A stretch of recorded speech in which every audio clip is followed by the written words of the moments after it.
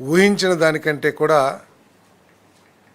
ప్రజలు భారీగా ఈ కార్యక్రమంలో పాల్గొని కూటమి ప్రభుత్వం పట్ల, ప్రియతమ నేత చంద్రబాబు నాయుడు గారి నాయకత్వం పట్ల, పవన్ కళ్యాణ్ గారి నాయకత్వం, మోడీ గారి నాయకత్వం పట్ల పూర్తి సంతృప్తికి నిదర్శనం అని చెప్పేసి మనవి చేస్తా ఉన్నాను. నేను మీటింగ్ ప్లేస్లోనే కాకుండా దాదాపు 10 కిలోమీటర్లు, ఎందుకంటే నేను కొంచెం త్వరగా రావాల్సి వచ్చింది. బెంగళూరు చేరుకుంటానికి పడ్డ ఇబ్బంది ఏమిటో నేను స్వయంగా చూశాను. దాదాపు 10-12 కిలోమీటర్లు బారున జనం కానివ్వండి, బస్సుల్లో జనం కానివ్వండి, ఇంకా తండోపతండాలుగా వస్తూనే ఉన్నారు. దాన్ని చూసి సహించలేని జగన్మోహన్ రెడ్డి గారు తన బాధనంతా కూడా సాక్షి పత్రిక ద్వారా వెలగక్కారని చెప్పేసి మనం చేస్తామని నేను ఒక రాజకీయ పక్షానికి నాయకత్వం వహిస్తూ 5 సంవత్సరాలు ముఖ్యమంత్రిగా చేసి ఆయన వాడే పదజాలం కానివ్వండి, భాష కానివ్వండి చూస్తే అతి జుగుప్సాకరంగా ఉందని చెప్పేసి నేను భావిస్తా ఉన్నాను. నేను సరే, ప్రభుత్వం మీద విమర్శలు చేయటం సర్వసాధారణం. ప్రతిపక్షం తప్పకుండా విమర్శలు చేస్తుంది. దాని మీద అధికార పక్షం తాము చేసిన మంచి కార్యక్రమాలు ఏంటో ప్రజలకు తెలియజేస్తుంది.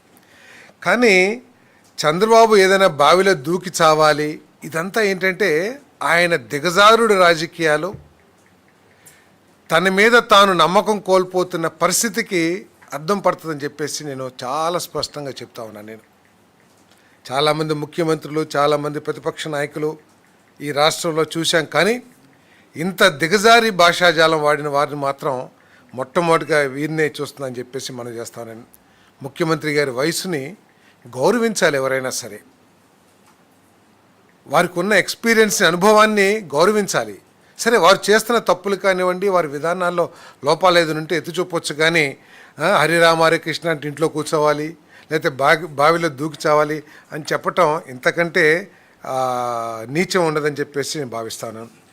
మరి వారు ఈ సంవత్సరంలో ప్రభుత్వం ఏమీ చేయలేదు, సూపర్ 6లో అసలు ఏమీ చేయలేదు అన్నట్టు మాట్లాడుతూ ఉన్నారు.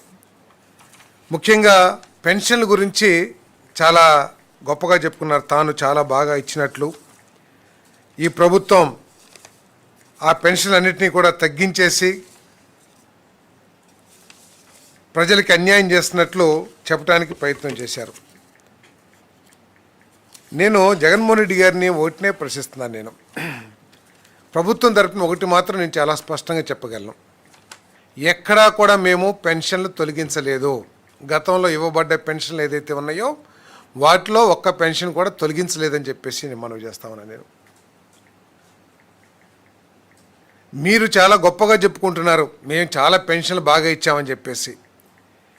మీరు మొట్టమొదటి సంవత్సరంలో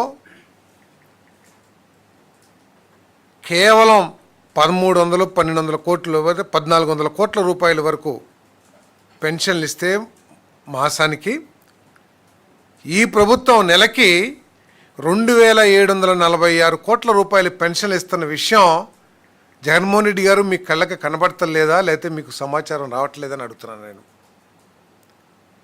మీరు మొట్టమొదటి సంవత్సరం ఇచ్చింది కేవలం 1497 లక్షల కంటే కూడా తక్కువ. ఎందుకంటే నేను ఈ 1497 ఫిగర్ ఏదైతే చెప్తున్నానో జనవరి 24కి, కానీ మీరు మొట్టమొదటి సంవత్సరంలో ఒక్క పెన్షన్ కూడా ఇవ్వాల. గతంలో ఏదైతే పెన్షన్లు ఇస్తూ ఉన్నారో అవే కొనసాగించారు. 2250 కాడికి లెక్కడితే అది 1400 కోట్ల కంటే కూడా చాలా తక్కువ ఉంటుంది.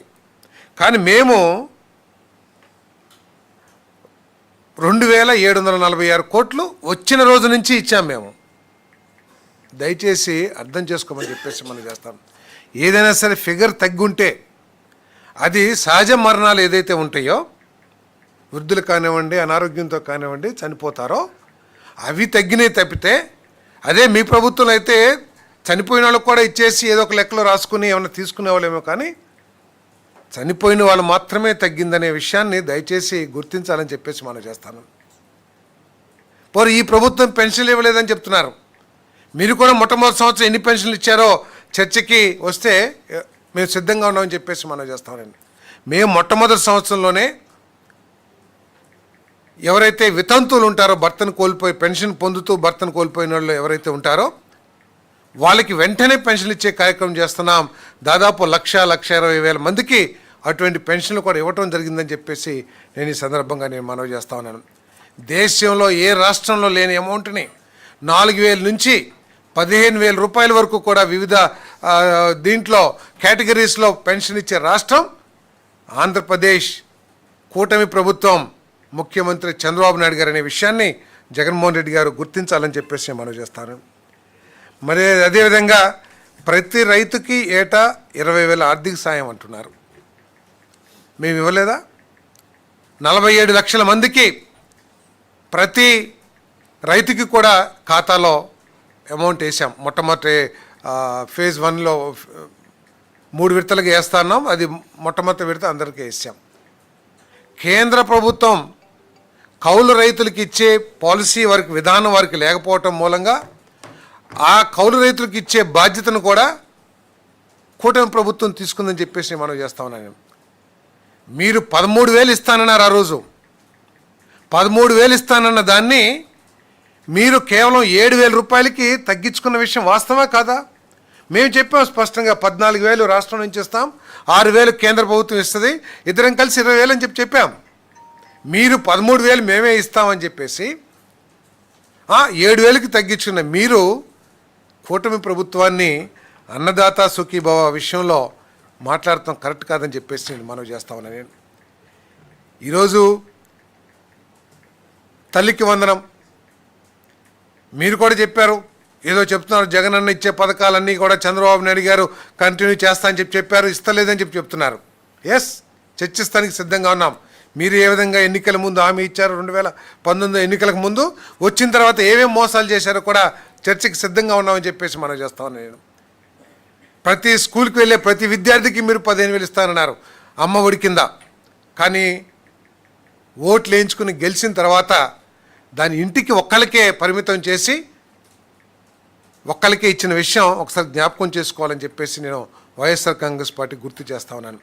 కానీ కూటమి ప్రభుత్వం, చంద్రబాబు నాయుడు గారు, విద్యాశాఖ మంత్రి మా ప్రీతమ యువనేత లోకేష్ గారు ఎక్కడ కూడా దాన్ని తగ్గించుకుంటానికి మీకు మెల్లే మీరు కూడా ఓటే ఇచ్చారు కదా, మనం కూడా ఓటే ఇస్తే సరిపోతుందిలే అని చెప్పేసి ఎక్కడ ప్రయత్నం చేయలే.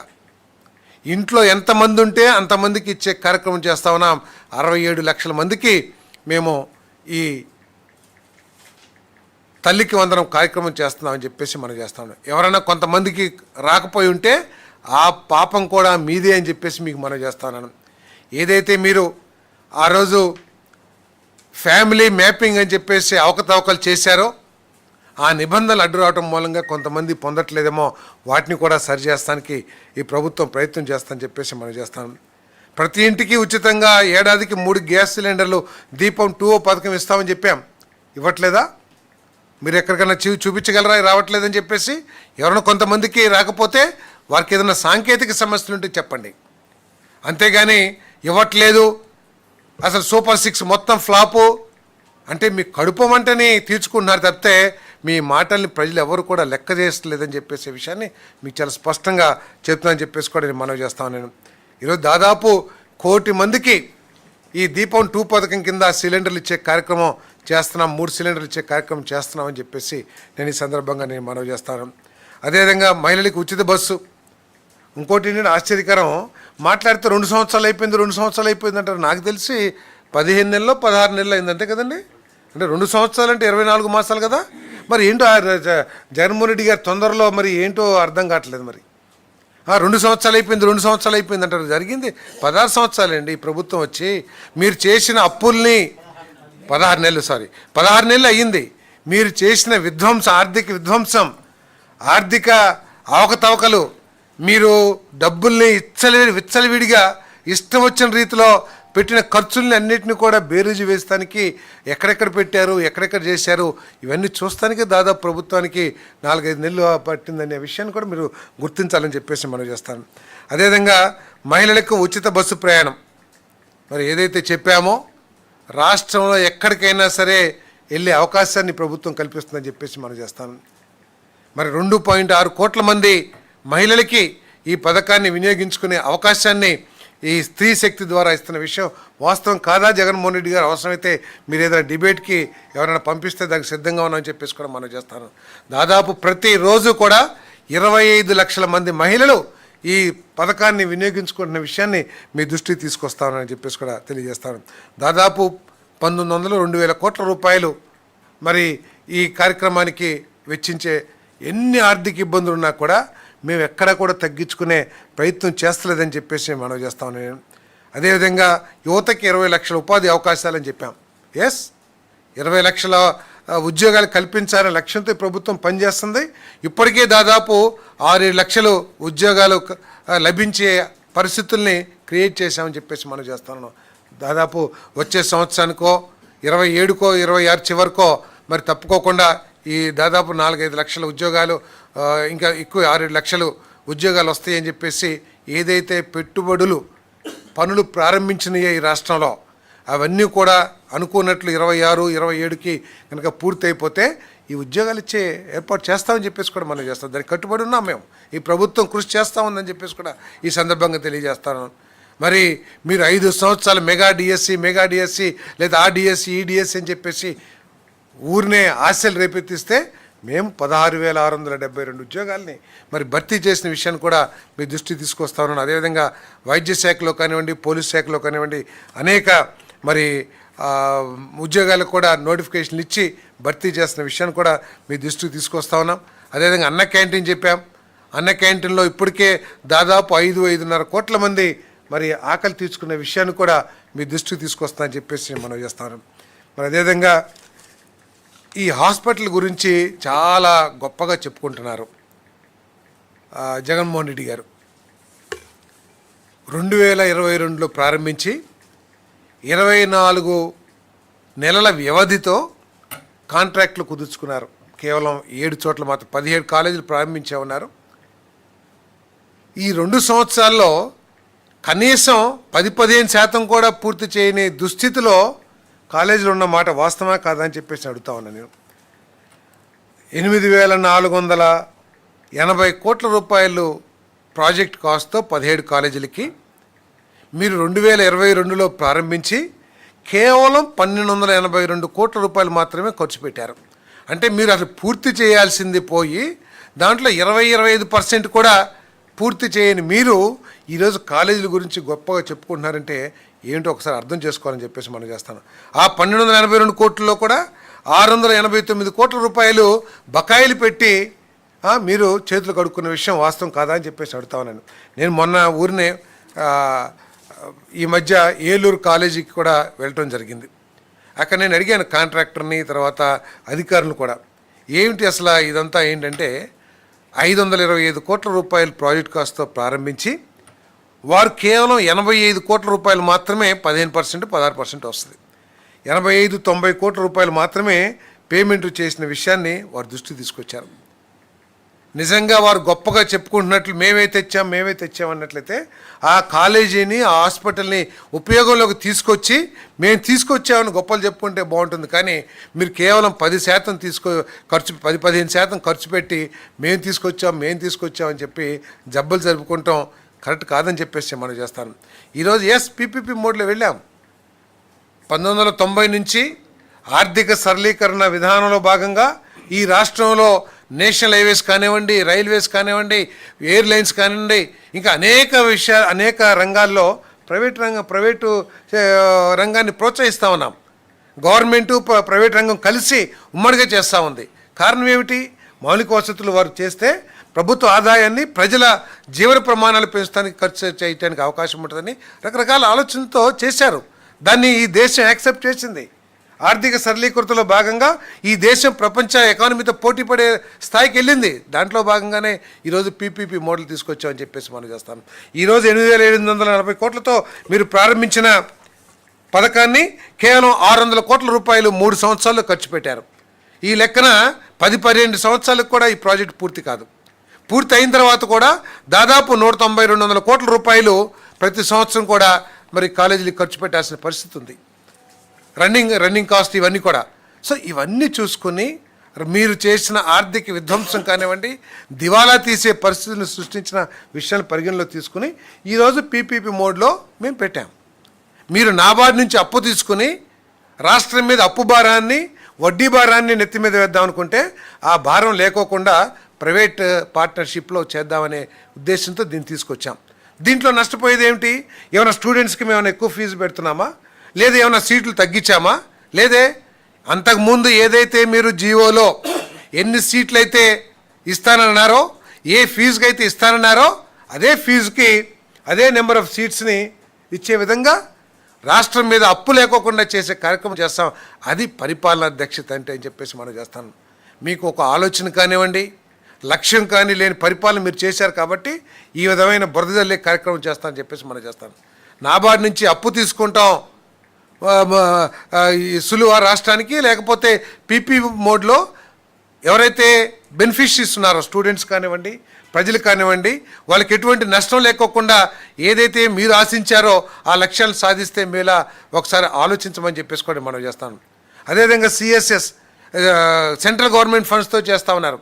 సెంట్రల్ గవర్నమెంట్ కూడా ఒకటే చెప్పింది, ప్రాజెక్ట్ కాస్ట్ ఎంతైనా కానివ్వండి, అది 600 కోట్లు కానివ్వండి, 700 కోట్లు కానివ్వండి, 500 కోట్లు కానివ్వండి, మేము ఇచ్చేది 190 కోట్లు మాత్రమే అని చెప్పింది. మరి మీరు ఎందుకు చేయలేకపోయారు? ఆర్థిక పరిస్థితి మూలంగానే కదా. అంటే దాన్ని దృష్టిలో పెట్టుకుని కాలేజీలు లేట్ చేసి విద్యార్థులకు నష్టం కలిగిద్దామా?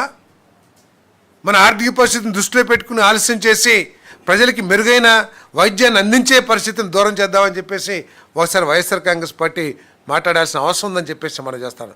నిన్న కూడా చెప్పారు, ఏదో ఆరోగ్యశ్రీని ఎత్తేస్తున్నామని చెప్పేసి. ఆరోగ్యశ్రీని ఎక్కడ కూడా మేము ఎత్తట్లేదని చెప్పేసి మనం చేస్తున్నాం. మీరు కేవలం 4.5 కోట్ల మందికి ఇస్తే వైద్య ఆరోగ్యశ్రీని, మేము 5,10,00,000 మందికి, 5 కోట్ల 2 లక్షలు, 5 కోట్ల 10 లక్షల మందికి, అంటే అందరికీ కూడా ఎక్సెప్ట్ ఎంప్లాయీస్ ఎవరికైతే హెల్త్ స్కీమ్ ఉందో వారికి తప్ప రాష్ట్రంలో ప్రతి ఒక్కరికి కూడా ఇచ్చే కార్యక్రమం చేస్తామని చెప్పేసి మనం చేస్తాను. అది కూడా చాలా గ్యారంటీ ఉండి, మీలాగా డబ్బులు కట్టుకోకుండా, హాస్పిటల్కి డబ్బులు చెల్లించుకోకుండా, మన పేషెంట్స్ హాస్పిటల్కి వెళ్తే ప్రభుత్వం డబ్బులు ఇస్తలేదు కాబట్టి మేము చేయమని చెప్పేసే పరిస్థితులు లేకోకుండా ఇన్సూరెన్స్ కంపెనీ వారు ఏ పేషెంట్ అయినా హాస్పిటల్కి వెళ్తే హాస్పిటల్లో అడ్మిట్ అయిన 6 గంటల లోపల వారికి అనుమతి ఇచ్చే విధంగా నిబంధనలు పెట్టి ఈరోజు ఇన్సూరెన్స్ ద్వారా వైద్యాన్ని రాష్ట్రంలో అందరు ప్రజలకు కూడా అందించే కార్యక్రమం చేస్తామని చెప్పేసి మనం చేస్తాం. ఏదైతే కొద్దిమంది ఉన్నారో 2.5 లక్షల నుంచి 25 లక్షల వరకు కూడా ఎన్టీఆర్ వైద్య సేవ నుంచి ట్రస్ట్ నుంచి ఇచ్చే కార్యక్రమం చేస్తాను. మొత్తం ఈ రాష్ట్రం అందరికీ కూడా ఈ కార్యక్రమం అందిస్తామని చెప్పేసి కూడా మనం చేస్తాను. అదేవిధంగా బలహీన వర్గాలకి మీరేదో చాలా చేసాం బలహీన వర్గాలకి అంటారు. మేము మత్స్యకారులకి ఏదైతే వేట నిషేధిత సమయం ఉందో మీరు 10,000 రూపాయలు ఇస్తే మేము 20,000 రూపాయలు ఇచ్చిన విషయం వాస్తవం కాదా అని అడుగుతా ఉన్నా నేను.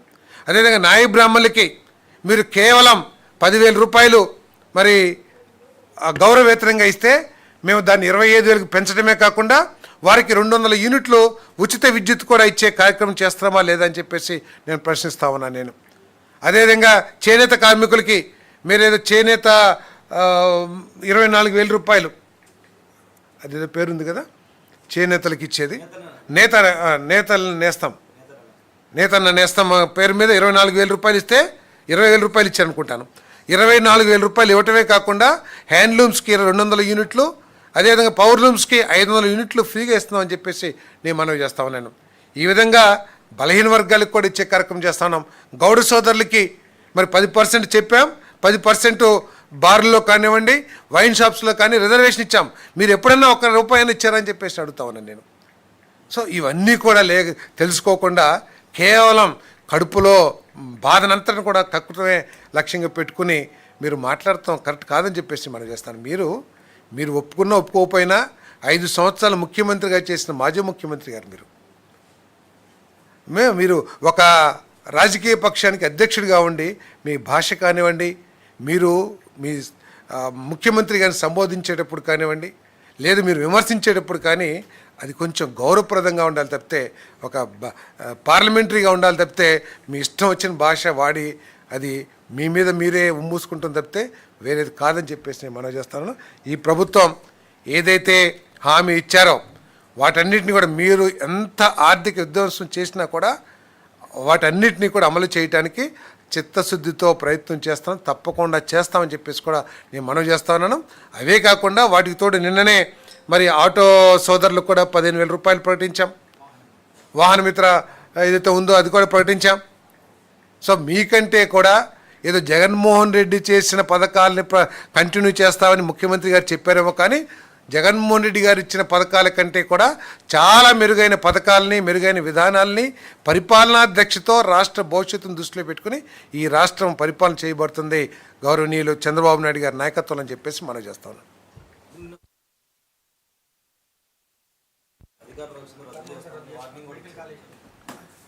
వారు అధికారంలో రారు కాబట్టి, వచ్చే అవకాశాలు కనపడతలేదు కాబట్టి, అవకాశాలు లేవు కాబట్టి ఇటువంటి పరిస్థితి రపరపా నరుగుతాం, కనపడిన తొక్కేస్తాం అని చెప్పి ఈ భావజాలాన్ని ప్రదర్శిస్తున్న వైసీపీ గవర్నమెంట్ వస్తుందని చెప్పేసి మేము భావిస్తలేదు.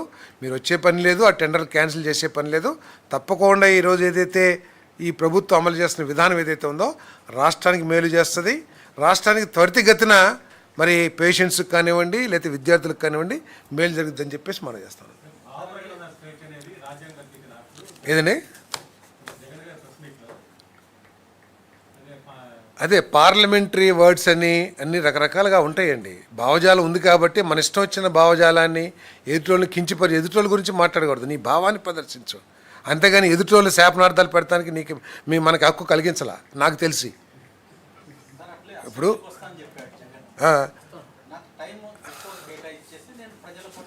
మీరు వచ్చి అసలు ఆ సమయం అడిగితే కదండి. మీరు వచ్చారు, ఒకే ఒక రోజు వచ్చారు, సరే మొట్టమొదట్లో సంతకాలు పెడతానికో లేకపోతే జీతం తీసుకుంటానికి ఏదో అంటే ప్రమాణ స్వీకారానికి వచ్చారు, తర్వాత ఇంకొకసారి వచ్చారు, అంతే కదా. మీరు వచ్చి అసెంబ్లీలో చేసింది ఏమిటండి? రాష్ట్రంలో ఎటువంటి సమస్య లేనట్టు మీరు ఏదో సాక్షిలో వేసుకున్న సమస్యలు ఏమి అబద్ధమని మేము కూడా నమ్మాల్సి వస్తుంది.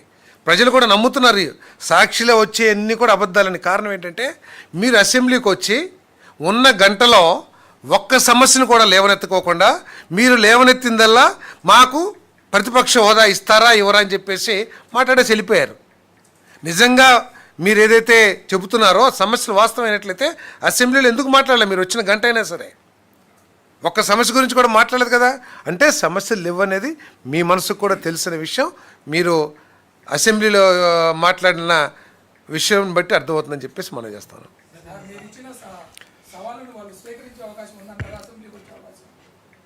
చాలాసార్లు సవాల్ చేశారు, రావని చెప్పేశారు కదా. సవాల్ స్వీకరించమని చెప్పేశారు ఇండైరెక్ట్గా.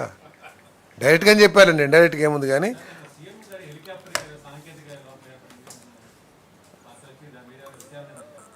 అదంతా వాస్తవం, నాకైతే సమాచారం లేదు. అటువంటిది ఎక్కడ లేదు. ఒకవేళ నిజంగా అది వాస్తవమైనట్లయితే అది వాస్తవం కాదనుకుంటున్నాను నేను. దాని మీద నాకు సమాచారం లేదు. ఓకే, ఎస్ చెప్పారు. ఇది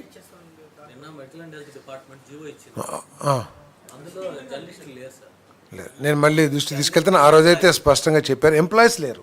ఎంప్లాయీస్ హెల్త్ స్కీమ్ ఉంది, మీకు WGHS అంటే వర్కింగ్ జర్నలిస్ట్ హెల్త్ స్కీమ్. ఆ 11,000 మంది కూడా అది కూడా చెప్పారు. వాళ్ళని కూడా ఇంక్లూడ్ చేయమని చెప్పేసి ముఖ్యమంత్రి గారు చెప్పారు. మరి ఏమైందో నేను ఒకసారి తెలుసుకుంటాను నేను. జర్నలిస్ట్కి అక్రిడిటేషన్ కార్డ్స్ రేపు మాపు వచ్చేస్తున్నాయి కదండి మీకు.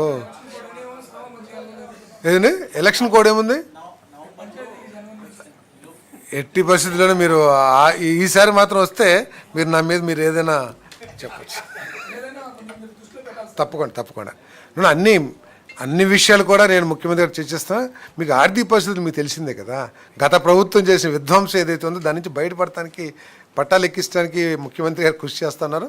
పట్టాలు ఎక్కిన తర్వాత ఫుల్ స్పీడ్ వెళ్ళిపోతుంది.